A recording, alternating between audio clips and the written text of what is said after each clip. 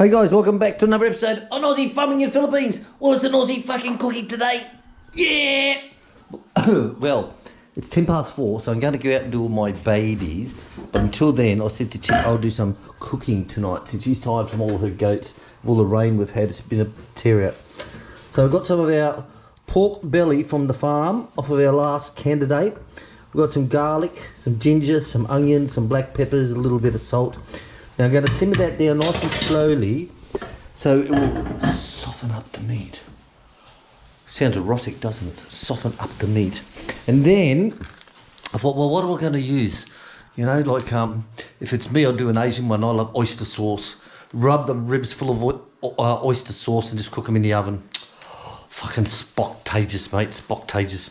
But today I'm going to use this packet sent to us by one of our viewers with the hickory smoked. So, one hint, guys. Now, I know a lot of you think you're fucking smart, but a lot of you aren't smart like the, you know, I won't say who. Now, don't forget, you get these packets, all different flavours, but read the fucking instructions on the back. You know, like, my ex-mate, she was a fucking rocket science, mate. She could tell you the formula to put a fucking man on the moon, she could. Put a man on the moon, no fucking problem. But when it come to cooking, she'd grab that and just look at it and just sprinkle it straight over the raw meat and stick it in the oven. Comes out rock hard, tastes like shit. Why? You ask? Huh? Why? Yeah, that's right. Why? Because you didn't read the bloody instructions. Like some, you know, will say like a quarter of a cup of oil, or say a quarter of a cup of water, or some even have zangy and have some lemon juice in it and things like that. So my hint for the day, guys, look at the bloody instructions on the back. It only takes a sec to have a look. Like this one here is just quarter of a cup of water and 2 tablespoons of oil plus the mix. It's quite simple. Put it into the bowl, mix it all up, make it sexy Lexi. Now I prepare everything beforehand, so that time I come back in, I just have to pour it in, put it in the tray, and then stick that inside the oven. Slow cook, nice and slow as to go. It's just like making love, mate. Go slow. Unless, of course, she's ugly. Turn the oven to full power and throw it in and get it out. Oh, talk about power. Honey, what are you doing? I'm sending this. Papa is coming. Then Mama said, okay, send the eggs to... I send the eggs when Papa comes. Right, so give the eggs to Papa so he can take to Mama's store. Right. And how much money did you get out of that? We give. You give? Nothing. Oh, you're No a kind money. person, aren't you, dolls? Always. See, that's the difference between us and other farmers, is that we give a lot of stuff away. Seriously, you'd be amazed at how much we give away. And Unlike this lot is a full tray. The meat, and now Mama will sell them in the shop. What's she sell them at the shop for, peso? 8. So 8 pesos each for a, this is a farm, what do you call it? Farm free-range eggs. And they pay that because they know it's bloody good eggs. So we don't ask for money back from Mum. We just say, Mum, here's a tray of eggs for you, you know. Oh shit, if you can't look after your mama and papa, guys, there's something fucking wrong, you know. Oh yeah, well, some work them into the ground, don't they? But we're not like that. Chick and I, we're loving people, aren't we, darling? Yep. Oh, quick, throw it up. And I cannot pack like guys, merchandiser. She's fucking useless. All right, guys. Right, leave it. They'll do. They'll be fine, darling. They'll be fine. Right, so Papa's coming to, well, he does a lot of afternoons to give a delivery. And bring some animal stuff, you know, medicines and worming for the goats or whatever. So Papa will be here. Normally comes around 5. So Chick's giving Mama a tray of eggs to take back so she can sell them in the shop. Make it easy. Right, so this is my mixture made. Like I said, guys, I really mean it. No matter how fucking smart your wife thinks she is, tell her, or your boyfriend, right? Tell her, look at the instructions on the back. So many just look at the packet and say, oh yeah, this is right. All I do is just sprinkle it over the meat and throw it in the oven. Bad move, guys. Bad move. Right, so this is going to simmer away nicely. It's just coming up to simmer temperature now. Turn down the gas. Oh! This stove, how long have we had this stove for? 10? Since November 2010. November 2010. Now, see, mate, women fucking remember everything. You know that? They remember everything. Scary shit, mate. So, still going, November 2010. So that's 12 years, or 11 years anyway. 11 years and it's still bloody going, the old girl. It's like everything, you look after it, guys. It'll work. All right, let's come back later on after I feed all the animals, and we'll see how we go with this to put it in the oven. Thank you for watching me and my lovely wife, Chick Chick. I'm wearing a cap because I'm going out to get chilies for Mamba. Chilies. So you're washing up all the bottles for the babies? Yeah. Funny, Chick goes in and buys all the bottles and look at her and go, oh, congratulations, you're expecting. She goes, no, they're for my goats. All right, guys, back soon. Right, guys, so it's simmering for nearly an hour now. So I'm just going to turn it off and just let it warm in its own self. And what I like to do is put all the sauce on it while it's still warm. That way, while the meat's warm, it's still opened up. You know, it's like it's opened up and all the juices can get down inside. And this is chilling out even better.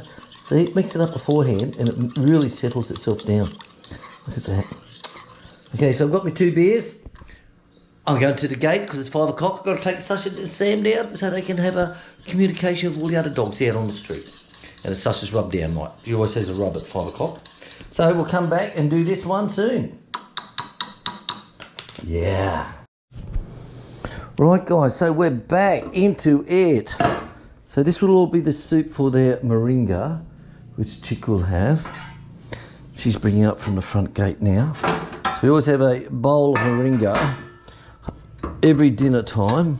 Look at that. Look at that. I always keep the ribs together because it doesn't let the meat shrink.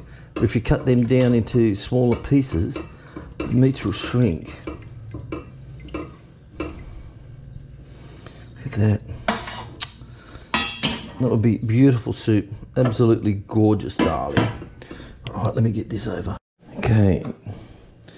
So turn them over, downside up. Sounds fucking weird, doesn't it? Downside up. Like that. Do it while it's hot so it can soak right into the meat. When it soaks into the meat, it gives it more flavour. It's just not like a crispy crust or anything like that. And whack it on, boys. Boys and girls. Let's not be sexist here. Just lay it on while it's hot. Look at that.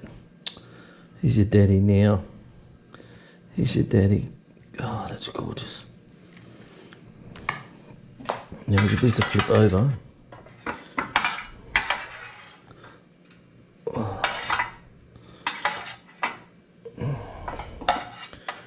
There we go.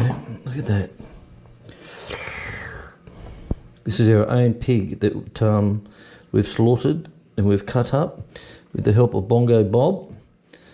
Bob and I, we do the butchering ourselves.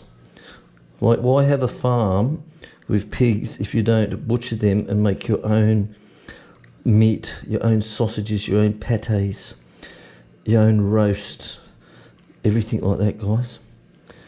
Absolutely crazy. Amazing how I see these people with farms and they don't eat their own stock.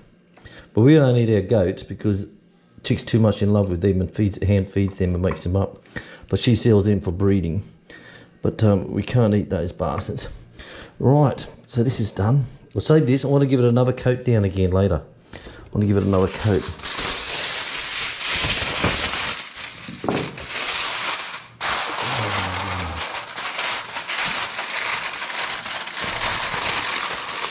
Twist the ends. Twist the ends in. Oh. There we go. Right, out of shirt cam. So I've got enough here to give it another based fruit. So what I like to do, I like to cook them nice and slow. And some will cook them up and they'll wrap them up in brown paper. Nice to do that. I even bought a big roll of brown paper because you couldn't buy it in the Philippines a couple of years ago. So I had to buy it all online, all through Amazon. So you wrap them up in the brown paper and you stick them back in the oven again for another hour. And it goes really well. But this one's tonight. It's just going to be in the foil in the oven. And I'll put this on about probably about 250 Fahrenheit. About 250 Fahrenheit is what I'll put this one on. And just let it slow. Right, so that's on now. So I'm going to leave that in there for an hour. And it's only coming on to, 5:45 at the moment. So what I'm going to do is just leave that in there for an hour. Then after an hour, I'll actually pull the foil off, and I'll give it another coating with this, and just let it sort of like grill with the grill on top, just to crispen it up and make it yummy. Because otherwise it's still too soft, you know, if you keep the foil on. And Chick's got the moringa.